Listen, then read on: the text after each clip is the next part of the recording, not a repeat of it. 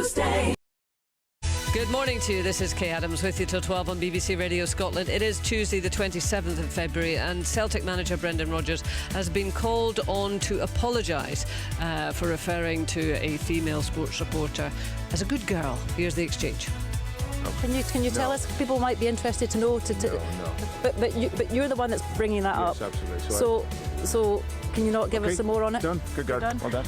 Carrying on the theme, what is the right response to mansplaining? We'll be talking about that then. Girl, you know it's true. I love you. Yeah, we love our dogs, we love our pets, don't we? But can we love them too much? Ross Allen, our resident vet, will be telling us his take on that, but he's here to answer your questions about your pet's health and welfare, so give him a call 08085 92 95 00. You can text him on 80295. Standard messaging rates apply. We like the cars that go boom. We're T-Graph and Bunny, and we like the boom. The car We like subscription the- services are booming across Europe and the USA, so is car ownership on the way out? That and lots more to come before noon.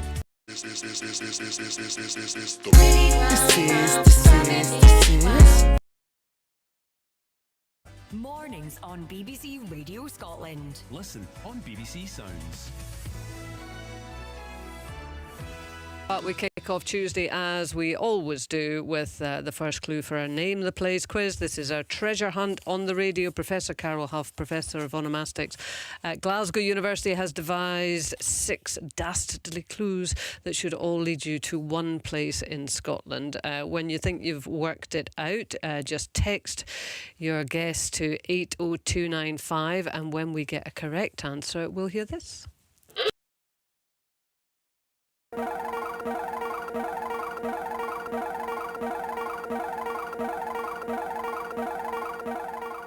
Clever klaxon. We actually had 2 clever klaxons last week because Big Mike and Port Glasgow managed to work it out before I think I got the first clue even out of my mouth. Unfortunate. Well, not unfortunately. Well done, Mike. You are incredible at this game, but I think we had another one later on for everybody else. Everybody loves a silver medal.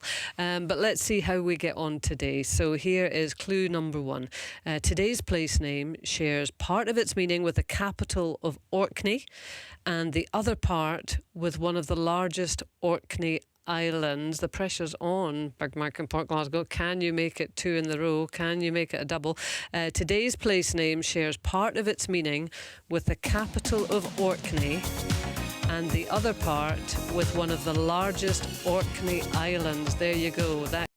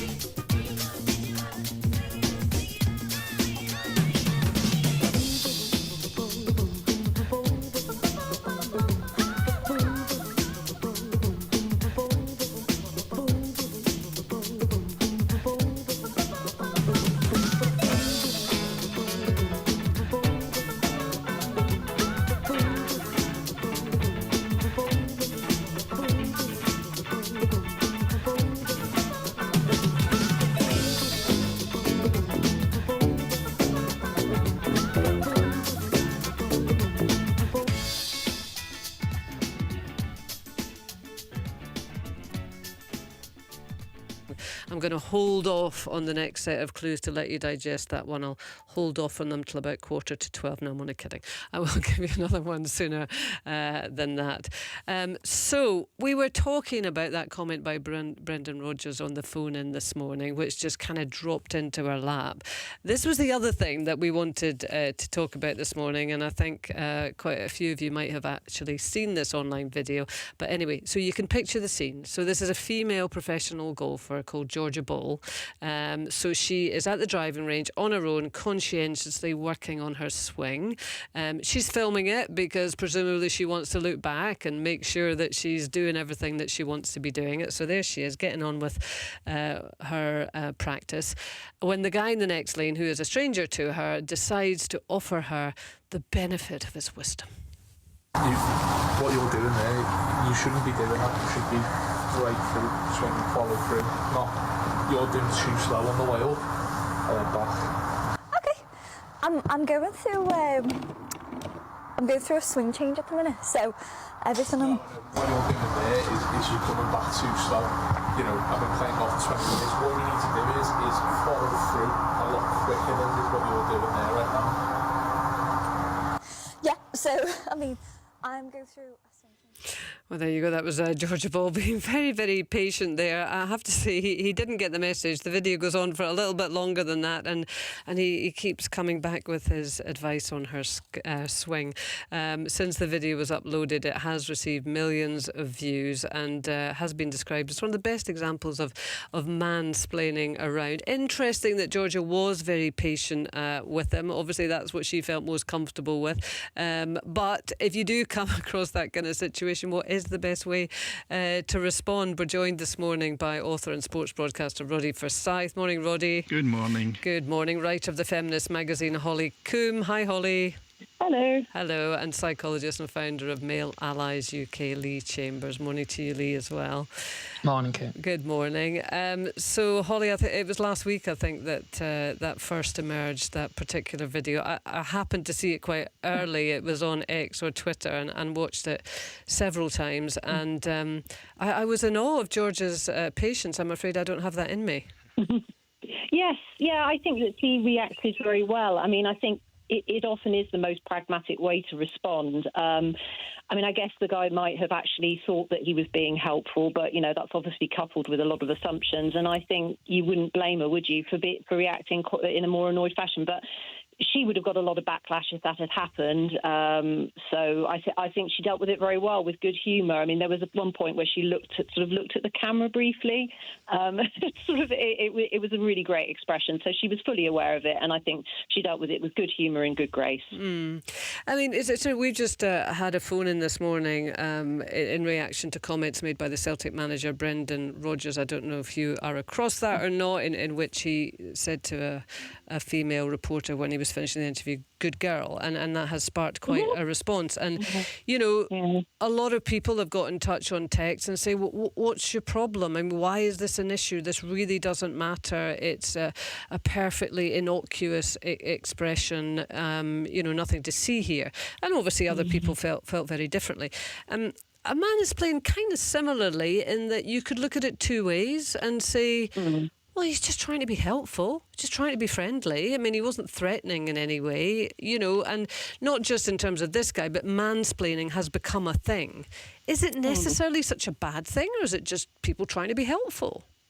No, I think it comes from assuming that the person being spoken to, in this case, the man talking to a woman, that she doesn't know the subject. I think that occasionally, I think it is true to say that sometimes on the surface, you know, that a man is being well-meaning, but it's still underpinned by that assumption. I mean, to use an example, I collect records, went to a record fair, was talking about the Ram's Horn label and these albums called Hot Disco Takes. And the first thing the guy said to me after I, sort of was trying to engage with him was, "How come you know about that?"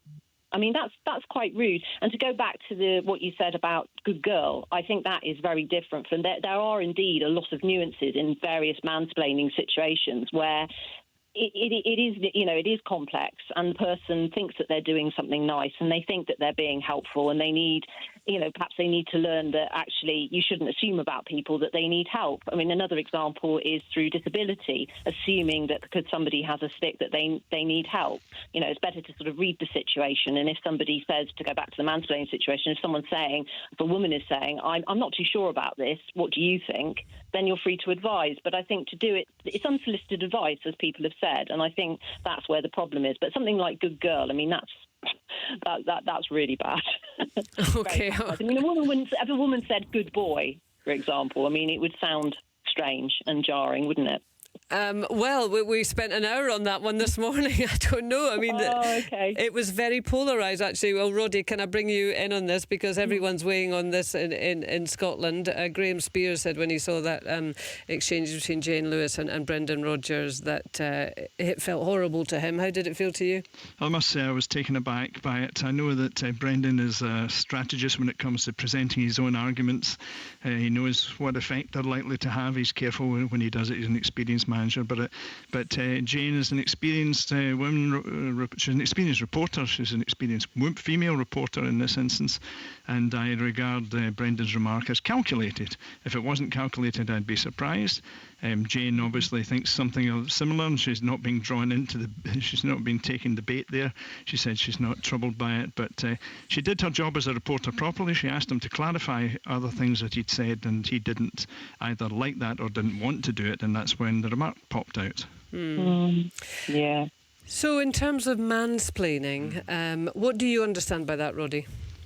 Well, when we think of a man assuming that a woman doesn't know things simply because of her sex, and she can't know those things.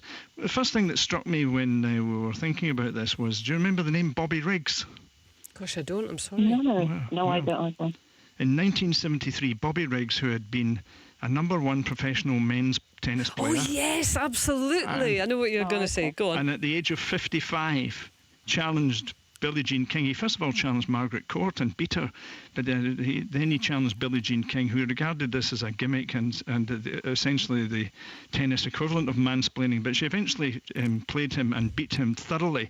It was known as the Battle of the Sexes. The first one against Margaret Court, which he'd won, was the massacre of Mother's Day, because it was Mother's Day in California when he played her.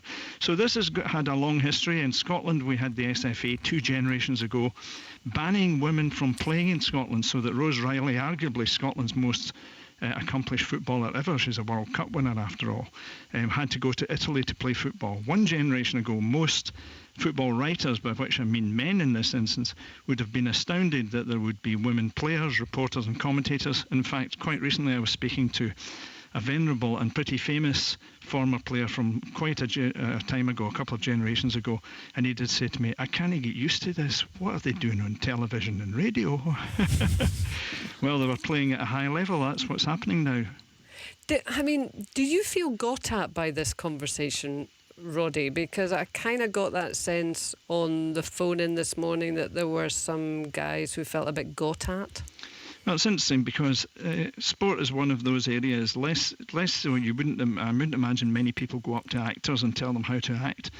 But in football or other sports, people commonly feel that they can tell the national coach or the team captain how they should be playing and how they would do it if they were in those positions. In fact, Neil Warnock, who's at the age of 75, is the interim manager of Aberdeen at the moment, did it slightly differently last week. There was something that he didn't like about a refereeing decision, and he said, the thing about referees is they've never played the game. No, so he wasn't distinguishing between male officials or female officials. But what I'm trying to say there is there's a category of people who will say, unless you've done what I've done, you can't understand how it's done at all. Yeah. Of course, that tends to be men saying it to women rather than the other way around. Unless it comes to childbirth, of course. Yeah. Well, Lee, how do we move forward with this? Because we don't want to keep just banging our heads against each other. And it was interesting, on the phone, and I know we're now talking about mansplaining in the context of this golfing video, but it doesn't split down gender lines in terms of how people feel about it. So it would be too simplistic to say that. But there are clearly very polarised groups in these kind of conversations. How do we bring people together? And in terms of mansplaining, How do we bring guys on board? I mean, for instance, the chap who offered his advice to Georgia, what kind of conversation would you have with him to say, do you know what, mate, let's look at this a different way? Yeah, I think, it can be so challenging because, like it's been said before, this is often from a place of ignorance, not a place of malice. And then when people feel like they are being challenged or attacked, they're less likely to kind of create the opportunity to learn. Obviously, men are socialised from quite a young age to be quite active in speaking out, solving problems and actively demonstrating knowledge. And the cultural expectations and the gender stereotypes that we create often leave men thinking that we're more likely to hold expertise, can create a bit of an entitlement to be able to explain things regardless of the knowledge of others. And the implicit biases that kind of sit behind us sometimes feeling that women are less competent, and actually being able to kind of shine a light on the other side is really important for men because we need that awareness to be able to see.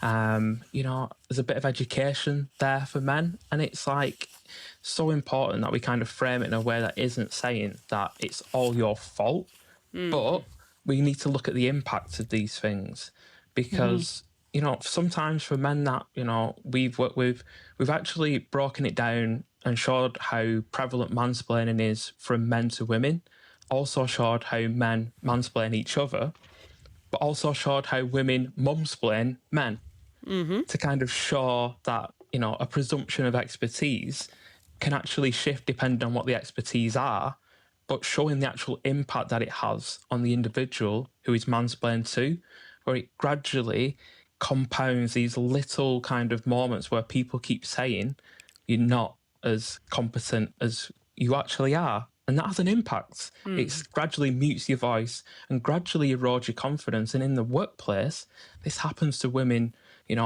basically every single working day. So it's a really significant impact. And we kind of take men on a bit of a journey to say, while you might be conditioned and not actually always see and notice these things, the impact that it has on the people around you can be significant. And you just need to take a breath, think, am I making any assumptions here? And then have they actually asked for that support? Have they asked a question? Because that's when we then presume. The one thing I would like to just add at the end, Kate, is for what we've said, it's actually the way afterwards he continues to interrupt her. He doesn't listen or acknowledge her responses, and he continues to assume a competency is law through a 2 to 3 minute interaction. Now that is really mansplaining in action. Yeah, they'll take on board, Lee, that, a sort of common area in which, whether you call it mumsplaining, I hadn't heard that before, but in terms of particularly infant care, when you're talking tiny babies, I think women can, and I'll certainly put my hand up if nobody else does, assume knowledge, given that I had no idea what I was doing either, but I kind of assumed that I knew better than him, which was probably wrong, and I know that a lot of guys will be irritated by that. So, maybe to move forward, which, is what we want to do, Holly. I mean, it's interesting to have, a phone in that there's a bit of kind of fire attached to it, etc. But we all want to move forward, don't we? We've all got to understand the other person's situation. And it's interesting to hear Lee say, about young guys to a certain extent being brought up with an expectation that they're going to have to provide the answers, that they're going to be the ones who are going to have to take the lead. We do that in so many ways with young boys, don't we? Yeah, absolutely. And I think Lee was spot on about the expectation to take an active role, and that means that it's learned. And I think he differentiated very well between that first instance of a presumption of expertise, which of course goes across different areas and different, intersectional forms of oppression, and also in the case of mums with men, assuming that men don't know. But whichever it is, it's when somebody doggedly keeps on, doesn't actually listen, doesn't actually, everyone can make a mistake. We all do that. It's that we can all make an assumption, but it's about putting that right. And I think that it's particularly pervasive when somebody just ploughs on, and that it is a thing with men. But it is because of men being expected to have authority, which actually is damaging to everybody, including men, because a key part of that is men missing out on those rewarding exchanges with knowledgeable women in their field. If a man really can't, the man in question really can't accept that or see women as knowledgeable, it's really sad. Like he's not able to see that, and it means that he can't have that conversation because he's not inviting it in and he's not listening to what she says. And it's very frustrating as a woman. You sort of want to have a nice exchange with somebody and you tell them something and share something with them in the hope that, you can have this back and forth and to have them sort of come back at you and say, well, why do you know about that? Or try or mansplain you. It's really, really disheartening thing to experience. I mean, Lee, where would you say is the best place to try and tackle this? Is it in schools, do you think? I mean, I think there's a Labour proposal, isn't there, to have kind of male influencers in schools? I definitely think being able to showcase positive masculinity as a more effective way of communicating would help younger people to be able to see the impact that this might have. Obviously, it kind of sits on both sides as well, because even for young girls, they need to be able to see how to navigate conversations where they are being mansplained to, because it really is challenging. Every situation is difficult, but an ability to consider, the impact, reaction that you have can actually be quite serious. But how do you maybe redirect the conversation? How do you ask a question that gives an aspect of your competence to maybe kind of diffuse the mansplaining? How do you set boundaries in those situations? And, because, a lot of people, going back to the golf video, have commented that Georgia Ball there was incredibly patient and polite, etc. And I'm not in any way going to say she should have done this or she should have done this, but I mean, would there have been an alternative way of dealing with that, Holly? Would you have...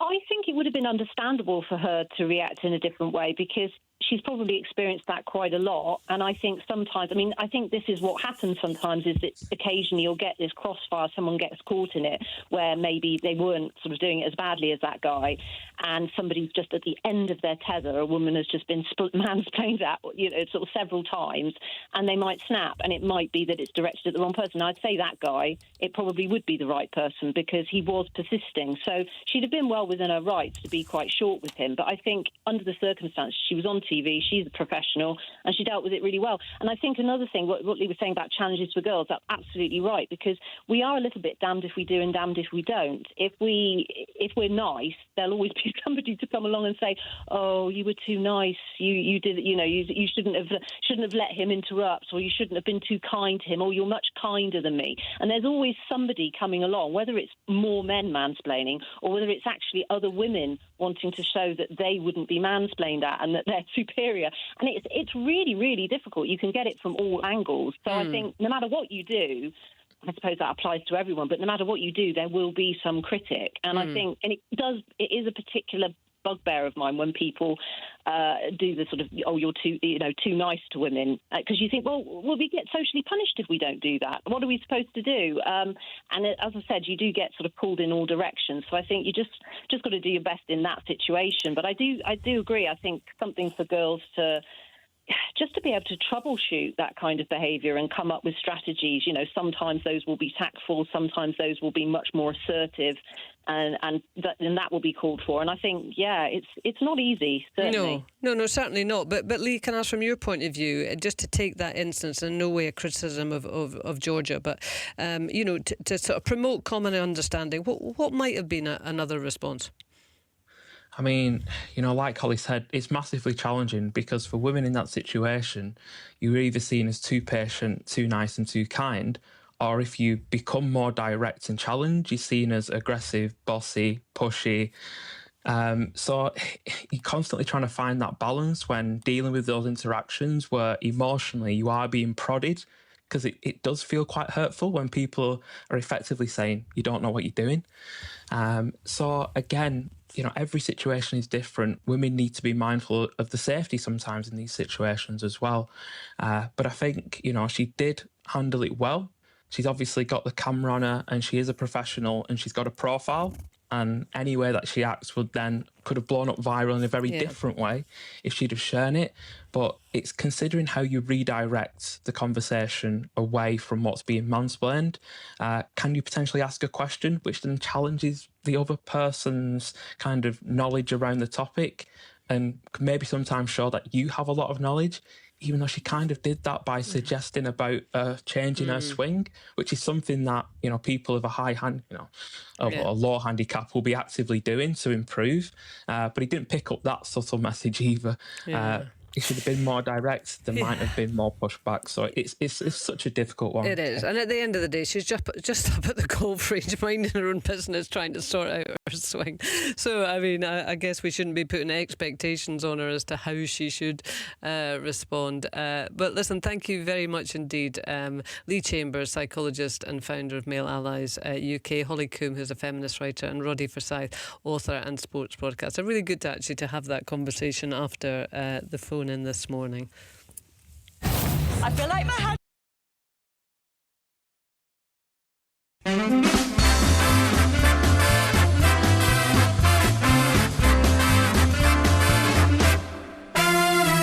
What a happy show it is. We're really pleased we're here. We've had cake, ribbons and balloons and lashings of ginger beer. Blimey, what an atmosphere, a day not to be missed. I've had more fun having teeth pulled out down at my local dentist. I didn't see that coming, Dave. See? That was really something else.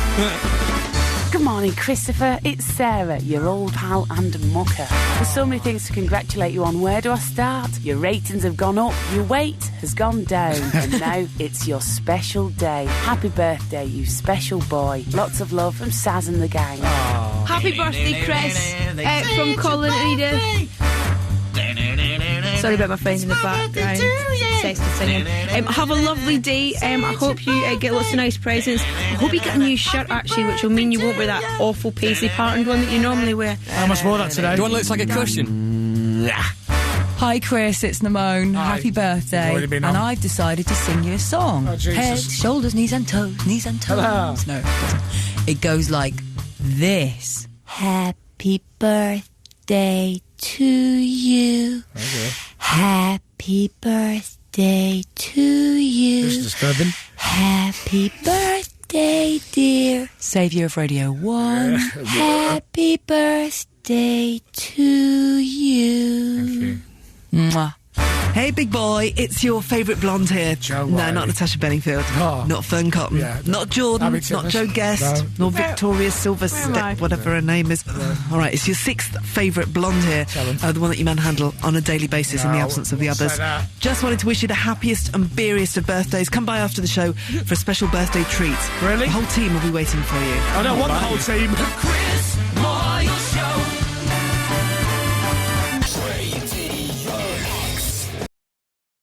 Right, let's see how we're getting on with our Name the Place quiz. We don't have any correct answers so far. Woo, we've made it to 10:30. That's incredible. I might even give you another clue. I've relaxed a little bit. Probably I'll regret it. The clue I have given you, today's place name shares part of its meaning with the capital of Orkney and the other part with one of the largest Orkney islands. Fiona in Poole is coming in with Dingwall. You can strike these all off your list. Kirkgate in the Borders, that's from David in Oban and Ken. Kirkliston, that's from Frank in Edinburgh. Kirkcaldy says Roger. Wigton says Mags in Scone. Mike in Port Glasgow's in with Prestwick. No. Battersea, that's from Martin in Forest. So none of those are correct. You can strike them all off your list. I'm going to be bold and give you clue number 2. It shares a meaning with an area of Dumfries and a tourist attraction in Aberdour. It shares a meaning with an area of Dumfries and a tourist attraction in Aberdour. There you go, 80295. Still to come this morning. We like the cars that go boom. We're T-Graph and Funny, and we like the boom. With car subscription services expected to make up 10% of all new car registrations across Europe and the USA by 2025. We're asking, is car ownership on the way out? And our resident vet, Ross Allen, will be here to take all your pet-related questions in this week's Ask the Vet surgery.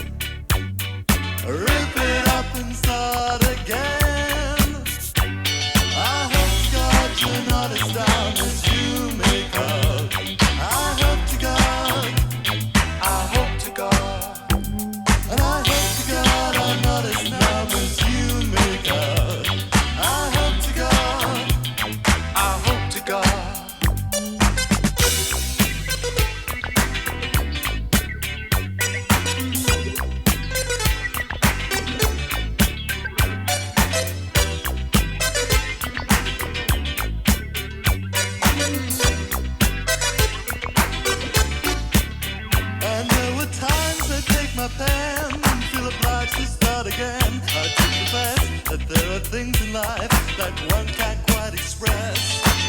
You know me, I'm acting dumb. You know the sea that's very humdrum. And my favorite song's entitled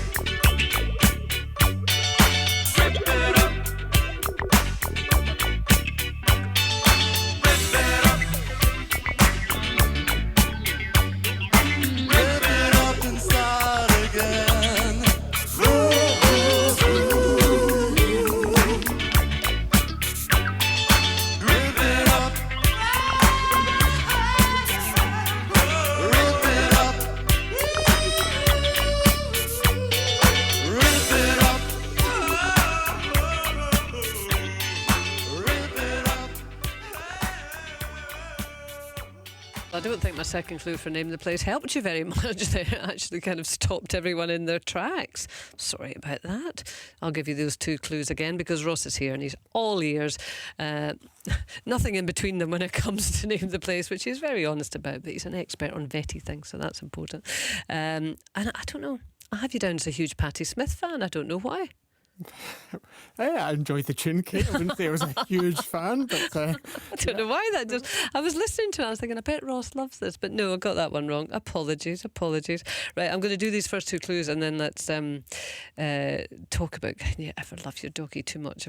Well, yeah, you probably can. Okay. Clue number one. Today's place name shares part of its meaning with the capital of Orkney and the other part with one of the largest Orkney Islands. And clue number two, it shares a meaning with an area of Dumfries and a tourist attraction in Aberdour. Blank stares, you and me both, Ross. Luckily, our listeners are much cleverer than we are, which is good.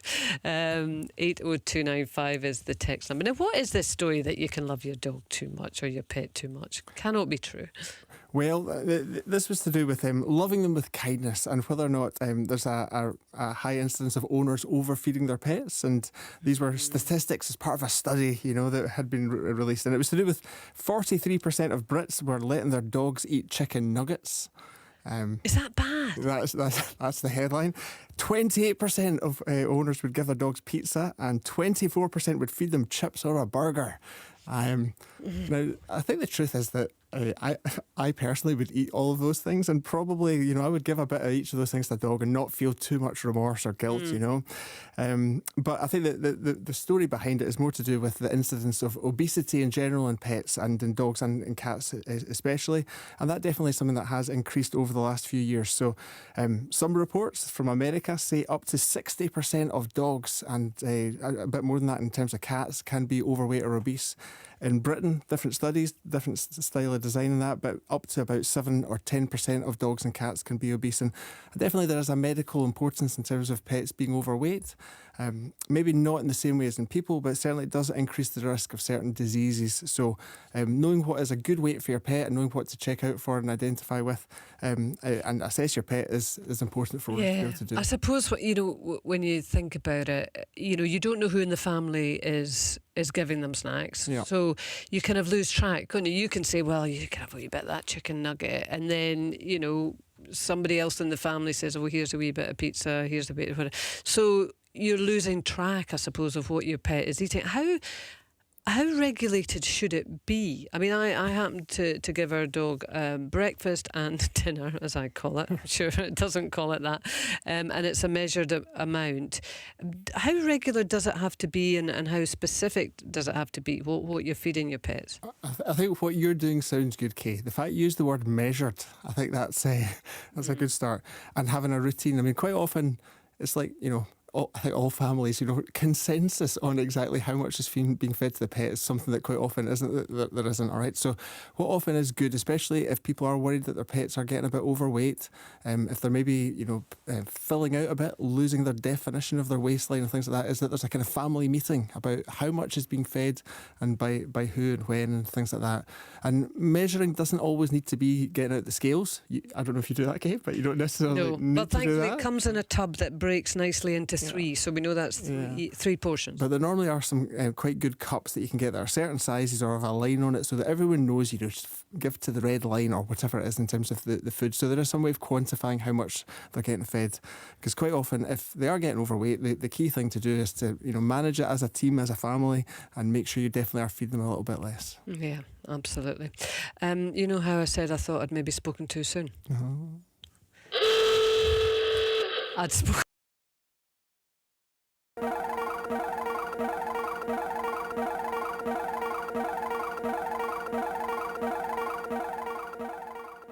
Not spoken too soon. It's not, is it? Tell me it's not. Is it? Is it Big Mike for Port Glasgow? Is it?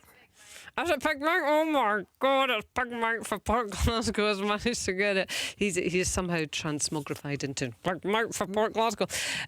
Well, Big Mike, what can I say? Well done. This guy is... we need to get him on the phone sometime. He's an absolute legend when it comes to Name the Place. I can just feel pencils across the country going, oh, Mike for Glasgow's got it again. Oh, he has indeed. Andy is coming with Gairloch. Well, thanks, Andy, for pitching that in, but it's not correct, I'm afraid. But never mind, we sally forth. We have another 4 clues for you in Name the Place, and you'll hear these all before 12 when Professor Carol Huff comes. Ross is going to be here from 11 o'clock, taking your calls about any aspects at all about your pet's care. So 08085 92 95 00 is the number Get to call. in touch with BBC Radio Scotland. You can call our free phone number on 08085 92 95 00. You can text on 80295. Network charges apply. Mornings on BBC Radio Scotland. Needless to say, I thought something else was going to happen there. Entirely my fault, I have to say.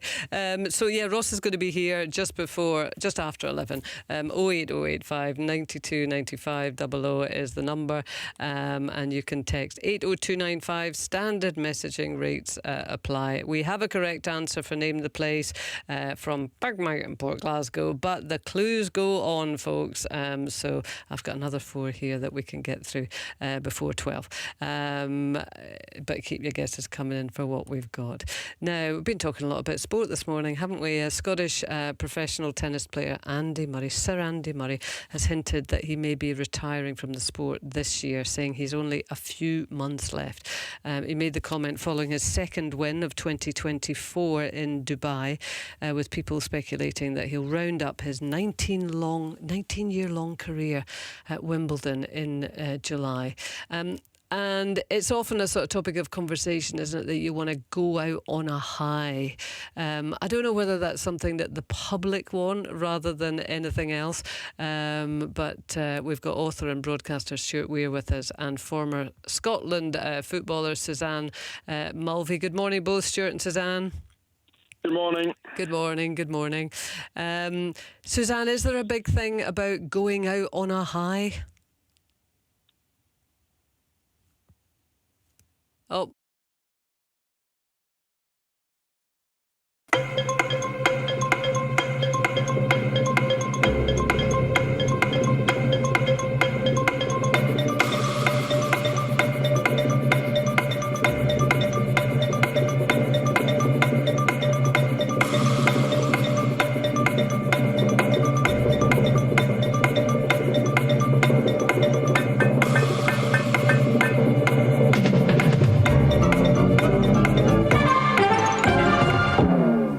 I think Susanna's dropped. We'll get her back. She said, hopefully. Stuart, are you with us? I am still with you, yes. Oh, hopefully. Yes, you are.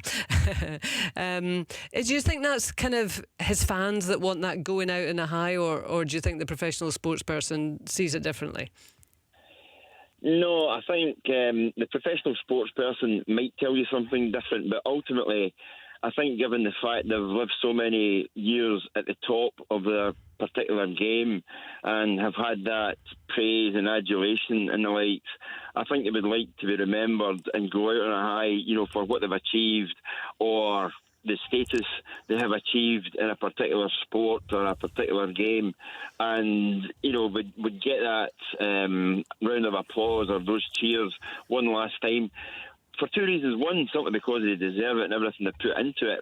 But secondly, it might be a gauge of how much the public actually love you. And, there's a lot of sports people don't get that opportunity either through, somebody retiring you or you being injured or the likes. So I think he's deserving of it. If he chooses Wimbledon, he's more than deserving of that. And again, he calls it a day. He's a long time retired. 19 years is a long time playing at the top. He'll be retired even longer, hopefully. And and I think he deserves every kind of piece of acclaim that he can get. Well, absolutely. But when you say deserves to go out in a high, if he plays at Wimbledon, what will that look like? Let's say he gets knocked out in the first round, which is possible. It's a highly competitive tournament, isn't it? Will that feel that he's not going out on a high? But I think most people, especially tennis fans, realise that we are really fortunate just now to have Sir Andy Murray playing tennis.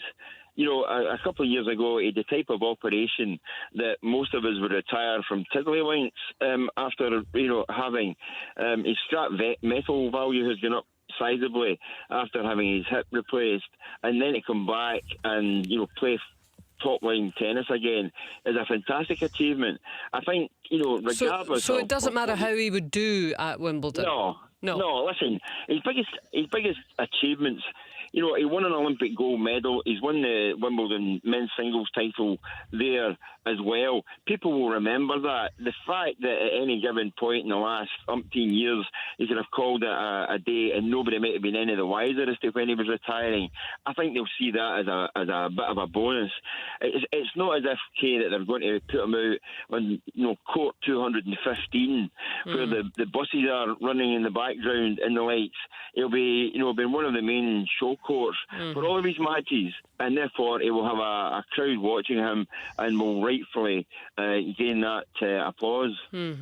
I think we've got Suzanne back with us. Hi, Suzanne. Hi there. Hi, sorry about that. We had a wee glitch. For a professional elite sports person, how important is it the way that you end your career? I think personally, it does go down to how you feel as a person. And I think for Andy Murray, we all know the injury problems that he has in the past.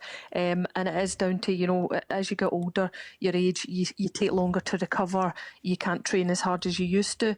So I think they are probably the main factors in the decision that he's making at the moment. Whether it was a slip of the tongue, saying, these last few months was the comment that he made. Whether it was a slip of the tongue or he was letting everybody know that, it is coming to an end, his fantastic career that he's had in the next couple of months. I think to have that occasion, Wimbledon, whether it's the first round, whether he makes it all the way to the final, just to have that moment. It's a court that he knows very well. The fans know him very well. They're always behind him.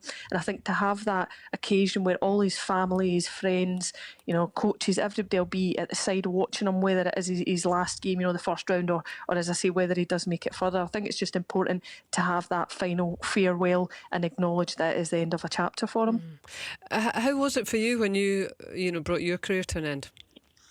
Very different. I never had a kind of final farewell. It was more just I wasn't, I didn't know if I was going to continue or not. So for me, it was always that it was left open. Will I go back? Will I not? I've had an ankle injury, so coming back was a bit of a problem. And that is for me. I've never felt like I managed to get a proper goodbye to the sport, to the game that I gave so many years into. That I've got fantastic memories, great achievements, and that is probably why I feel that it is important that you do get that final farewell, that you are closing that chapter, and because it is a grieving process. When you come to the end of your career, there's so many different emotions that you feel, that you need to allow yourself to feel. So for me, getting that final farewell, everybody being there, one final kind of round of applause is really, really important. Do you get any support when it comes to an end? Because all the structure in your life must just disappear. Yeah, definitely. You've got to totally redefine yourself. You've got to, it's kind of a rediscovery process. What you can do. Have you got a plan B? There is, as I say, it's so many different emotions that you go through that you do have to allow yourself to feel. But on the upside of that, there's maybe so many different things that you've been putting off because your training schedule's a bit hectic, or you're not allowed to do extreme sports, or there's so many different things, holidays with your family. There's so many different things that you put off. So it is kind of a chance for you to then do these things that you have put off. But at the same time, there is this massive hole that needs to be filled. And with elite sports, there's so many highs and so many lows, and it's so hard to recreate the highs, whether it's scoring a match-winning point or scoring a goal. It does give you such a high that is very, very hard to recreate. So it is trying to find things that can kind of fill that gap slightly. Yeah. Well, Suzanne, thanks very much for your insights. Suzanne Mulvey, a former Scotland footballer, and thanks to Stuart Weir as well. As you say, Stuart, I'm sure if Sir Andy Murray decides to play Wimbledon, we'll all be there cheering him on, come what may. Previously on Breaking the News. In a relationship, having a dishwasher gets rid of like 90% of arguments. That's amazing. That should be step one of any marriage counselling. We've got a cleaner now as well. Next level, that, isn't it? I know, exactly. All of my ancestors are spinning in their graves. At least they're getting a good wash. Scotland's topical panel show with Des Clark. 12% of us have done what during a work video meeting, Stuart? Oh, sorry, I was on mute. Breaking the News. Listen now on BBC Sounds. And catch the next programme Friday from 1:30 on BBC Radio Scotland. The wrestling excitement hot and heavy at the Louisville Gardens Tuesday night. Prizes will be given away, and the USWA Ring Girls will be on hand. Ben Jordan takes on Scott Braddock. Joey Maggs battles the Inhuman. Rex King takes on Tom Burton. In a grudge battle, Bill Superstar Dundee with Tessa battles Dirty White Boy Tony Anthony with Ronnie P. Gossett. In the main event for the World Unified Heavyweight Championship, a return match with no referee in the ring, the Snowman, the new champion, takes on former champion Jerry the King Lawler Tuesday night in Louisville. Guesses still coming in for Name the Place. Is it Morar? That's from Sandy in Creve. Is it Kirkoswald? That's from John and Ellen. No, it is not either of those. I'm afraid I'll give you clue number 3 now, actually, because it's a quick one. Clue 3 shares 3 languages. Clue 3 shares 3 languages. Hope that helps. 80295. I love my dog. Girl, you know it's true. I love you. Our award-winning resident vet is going to be here after 11 to take all your pet-related questions in our Ask the Vet surgery. Still time to get in touch. Hello? Am I on? Okay, go. Ladies and gentlemen, thank you for coming tonight. I got a young man I wanted to introduce you to. We call him Ike Nice. Oh yeah, I'm a music major. With tears rolling down your face,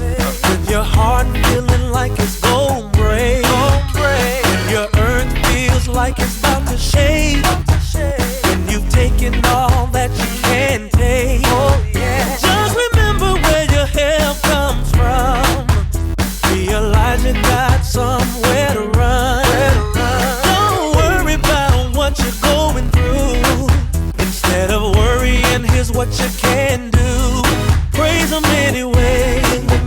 Oh yeah. Oh yeah. You should praise him anyway. Yeah. Oh yeah. Listen. I'm just like you. If you cut me, I'm gon' bleed. I got wants just as well as I got needs. I've been hungry and not had no food to eat, and been knocked down as soon as I got on my feet. Lord, it was you that helped me understand, and it was you that never let go of my hand. I promise that I'll always give you praise, no matter what this world brings my way. I'll praise you anyway. Oh yeah. Oh yeah. I'm gonna lift my hands. Oh, right in the middle of it.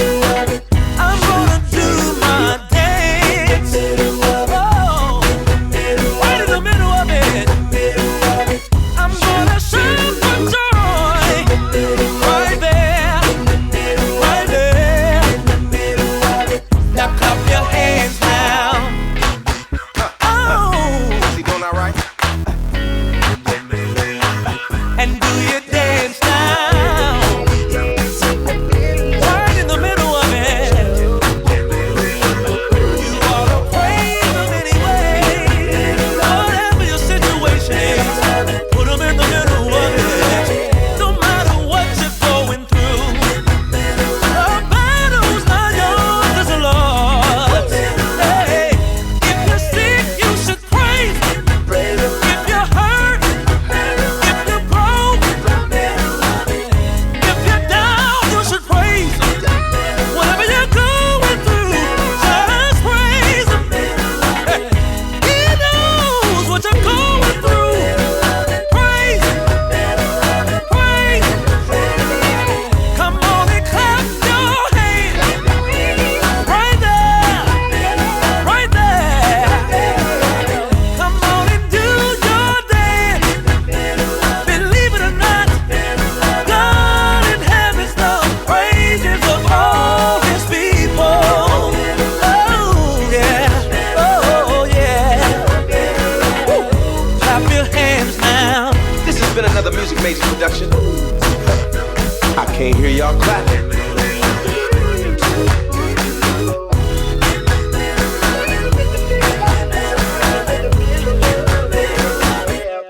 You know, everyone knows that the minute you drive a new car out the showroom, it drops in value. So would you consider a car subscription where you simply hand it back when you no longer want it? There is a significant rise in such deals in the UK, certainly across Europe and the USA. Kevin Casey is a subscriber. Morning, Kevin. Morning, Kay. Good morning. We've also got motoring journalist Alison Marlowe with us. Hi, Alison. Good morning. Good morning. So Kevin, how does it work then? You literally just pick a car that you want. You subscribe to it. You pay a small deposit. In my case, it's just 1 month's payment in advance. Car gets delivered and away you go, pretty much. And then you can change it every 6 months with the company that I'm with at the moment. So you take out, in your case, a 6-month subscription, and if you decide at the end of the 6 months that you don't want it anymore, you cancel your subscription, buy car. Yeah. Right. And so what's included in that? In my subscription, I get everything included, so everything apart from fuel. So it's insured, fully comprehensive, all the maintenance, servicing, road tax, everything is all included. So there's no nasty surprises. Right. At the end of the month. And so how expensive is it, Kevin? I currently pay £449 a month. Right. Which may seem expensive to some people, but there's no massive deposits, there's no depreciation, there's no worries about any extra bills. It's all there, and it's fantastic for me. Right. Great. So why did you choose that over other options then, Kevin? The reason I chose it was quite simple because as everyone knows, there's a cost of living crisis and things. I need to know exactly what money comes in and what money goes out every month. So I know that when I pay that £449 a month, all I've got to do is put fuel in the car. I don't have to worry if the car blows up tomorrow or breaks down. It's all simply covered. If there's a problem, which there has been, recently with my vehicle. They book it in, give me a courtesy car, and it doesn't cost me a penny. I mean, I just did a quick calculation. So on that, it would be £5,388 pounds a year for that service. I mean, Alison, did the figures stack up? It depends what you want. I mean, Kevin's a great advocate and a great advert as to why it's good. It's so flexible, and you do pay for that flexibility. Yeah, there's no doubt about it. The monthly payments will be higher, but there's no large deposit like there would be if you're leasing a car or if you're buying, when you're buying a car, and everything is included. So it's very much weighing up almost the total cost of ownership, what you need to put by in case you do have something go wrong with the car. With a subscription, you don't need to do that. You just send it back and you get a courtesy car.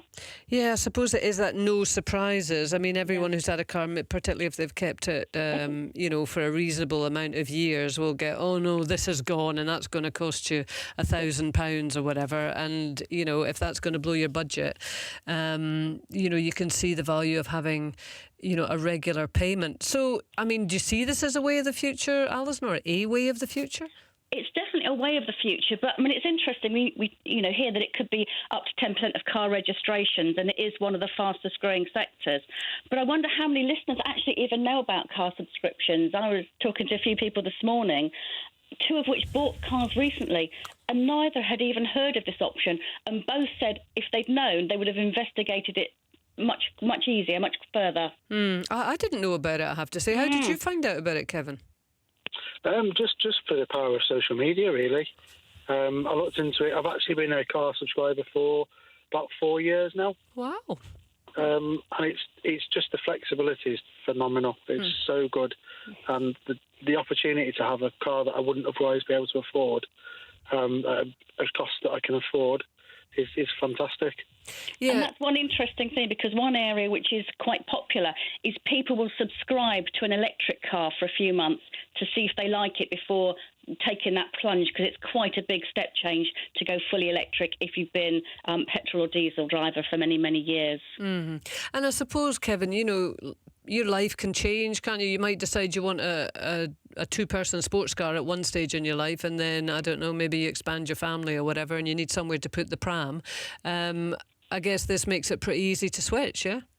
Yeah, so at the moment I'm driving a brand new Renault Clio, and I've actually got a baby due on the 17th of April. So we've actually already spoke to the subscription company, and we're actually going to be changing the car in the beginning of May. So we get something a little bit bigger that we can fit the pram in, because this one's not really practical with the pram. Yeah. And it's as easy as just literally telling them what car I want, and I'll have the car within 7 days. Wow. Well, there you go. I'm sure there'll be loads of people out there saying, never thought about that. And if it fits your budget and your lifestyle, then it's a great additional option to have. Kevin, thank you very much indeed. And all best wishes for when the baby arrives. And Alison Marlowe, motoring journalist, thank you very much to you. I absolutely vowed that I was not going to change my car from my two-seater when the baby arrived. And guess who bought a boring old family wagon about 2 months